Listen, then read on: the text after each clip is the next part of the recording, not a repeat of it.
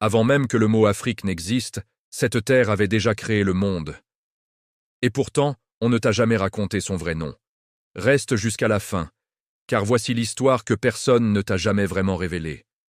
Bien avant que le nom Afrique ne résonne sur les cartes du monde, cette terre était déjà ancienne.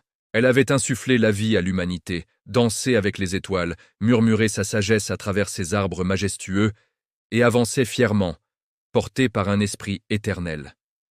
Ce n'était pas l'Afrique. Pas encore. C'était Albulan, la mère de l'humanité. C'était Tamari, la terre bien-aimée. C'était Kemet, Kush, Punt, Éthiopie, et 1000 autres noms prononcés dans 1000 langues anciennes. Voici l'histoire de cette terre avant qu'elle ne soit renommée, avant que son histoire ne soit éclipsée, avant qu'elle ne soit divisée. Au commencement, il y avait la terre, une terre bercée par le Nil, chauffée par le soleil, embrassée par l'Atlantique et l'océan Indien. Une terre de forêts immenses, de déserts infinis, de sommets enneigés et de fleuves nourriciers. C'est ici que l'humanité s'est dressée pour la première fois. Le premier battement de cœur de la civilisation a résonné dans ce sol, et on l'appelait Albulan, un nom transmis par des peuples qui voyaient la terre comme une mer, et non comme une simple carte. Albulan, le nom originel, un nom de force, de chaleur et de mémoire. Les Maures, les Nubiens, les premiers érudits, tous connaissaient ce nom. Mais aujourd'hui, il survit en silence, enfoui sous la poussière de l'oubli. Des rives du Nil s'est élevé Kemet, une terre que le monde appellera plus tard l'Égypte. Mais Kemet était bien plus que des pyramides et des pharaons. C'était une véritable université, avant même que le mot n'existe.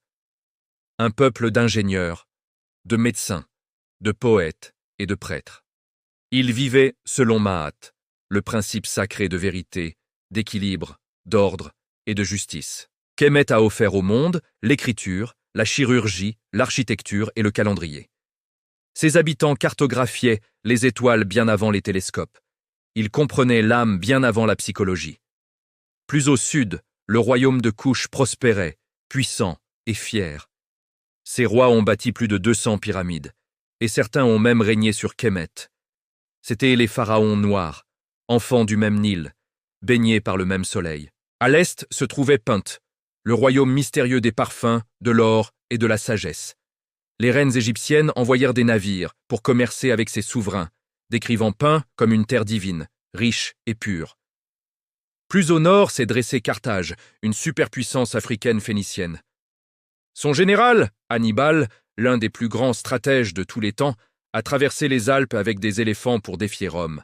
Mais après la chute de Carthage, les Romains ont donné à la région un nouveau nom, Africa. Certains disent que ce nom vient des Afri, une tribu berbère près de l'actuelle Tunisie. D'autres pensent au mot grec afrique, qui signifie sang-froid, ou au latin aprica, qui veut dire ensoleillé. Pour les Arabes, elle est devenue Ifriqiya, et pour le reste du monde, elle est devenue l'Afrique. Mais n'oublions jamais ceci. L'Afrique ne s'est pas nommée elle-même. À l'ouest, au-delà des sables dorés du Sahara, s'est élevé Ouagadou, plus tard appelé l'Empire du Ghana. Un empire bâti non pas sur des mythes, mais sur l'or. Littéralement, des rivières d'or.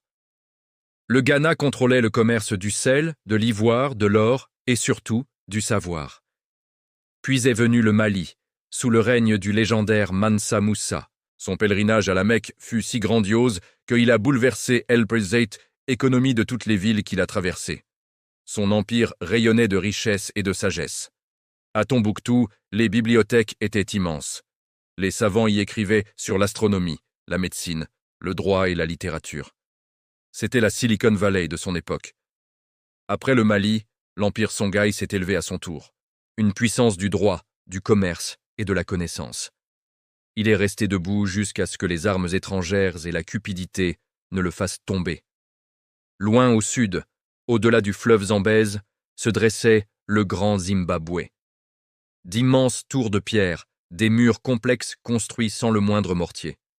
Une cité qui a stupéfié les explorateurs européens, incapables de croire que des Africains avaient pu la bâtir. Mais nous l'avons fait. Car l'Afrique n'a jamais été simplement tribale. L'Afrique a toujours été architecturale, spirituelle, souveraine et suprême. Partout sur le continent, des connaissances astronomiques des Dogons au Mali aux peintures rupestres millénaires d'Afrique du Sud, l'Afrique comprenait le cosmos, la guérison, la vie et l'au-delà. Nous croyions en nos ancêtres, non comme des souvenirs, mais comme des forces vivantes. Nous consultions des oracles, non par peur, mais pour maintenir l'équilibre de l'univers. Le tambour n'était pas juste un instrument, c'était une langue. Le masque n'était pas une simple décoration, c'était une identité. C'était l'âme de l'Afrique. Puis vint le silence. Des navires étrangers sont arrivés, non pour échanger, mais pour prendre.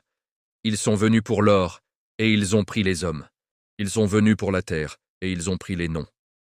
La conférence de Berlin a découpé l'Afrique comme un gâteau, traçant des frontières avec des règles maniées par des dirigeants qui, avaient jamais mis un pied sur cette terre.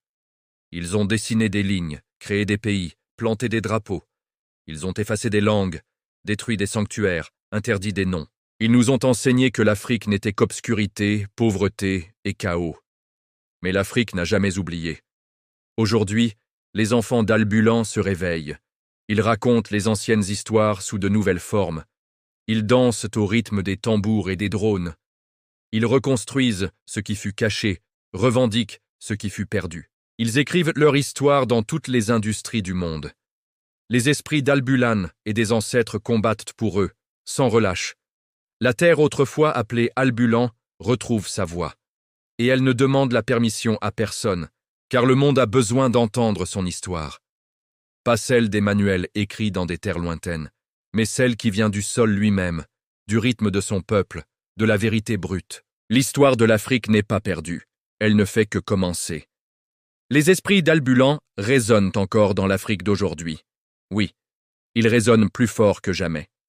Merci d'avoir regardé. Abonnez-vous pour plus d'histoires qui méritent d'être racontées.